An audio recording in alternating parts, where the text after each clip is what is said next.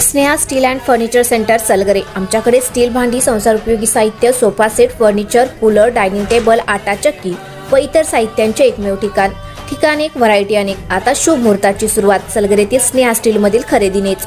वाजवी दर, सजवा फर्निचरने तुमचे घर। सर्व साहित्यावर बजाज फायनान्सची खास सोय उपलब्ध। स्टील भांड्यांना 5 वर्षे गॅरंटी, तर फर्निचर साहित्यास किडवाळीपासून लाईफ टाइम वॉरंटी।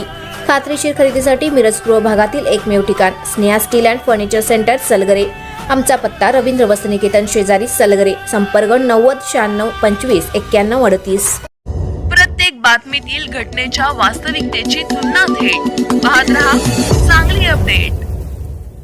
महापालिकेच्या निवडणुकांचे धुमशान सुरू झाले असताना आता जिल्हा परिषद पंचायत समित्यांचे रणांगणही पेटण्याची चिन्हे आहेत।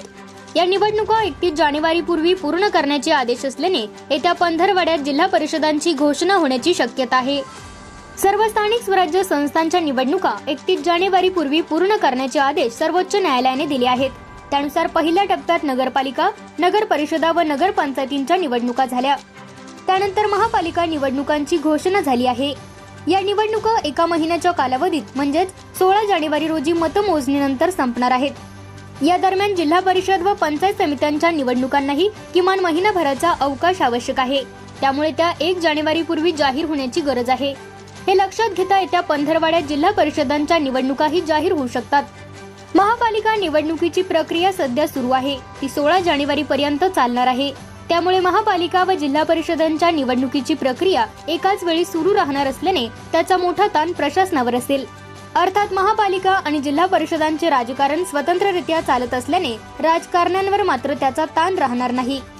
50% आरक्षणाच्या मर्यादेत असणाऱ्या 12 जिल्हा परिषदा व 125 पंचायत समित्यांच्या निवडणुका जानेवारी महिन्यात घेण्यात येणार असल्याची घोषणा राज्याचे निवडणूक आयुक्त दिनेश वाघमारे यांनी केली आहे। त्यामुळे महापालिका व जिल्हा परिषदांच्या निवडणुका काही काळासाठी एकत्रच सुरू राहणार असल्याचे निश्चित झाले आहे। जिल्हा परिषद व पंचायत समित्यांची मतदारसंघ रचना, सदस्य, सभापती व अध्यक्ष पदाची आरक्षणे ही सर्व प्रक्रिया यापूर्वीच पूर्ण झाली आहे। त्यामुळे सध्या फक्त निवडणुका जाहीर होण्याची प्रतीक्षा आहे।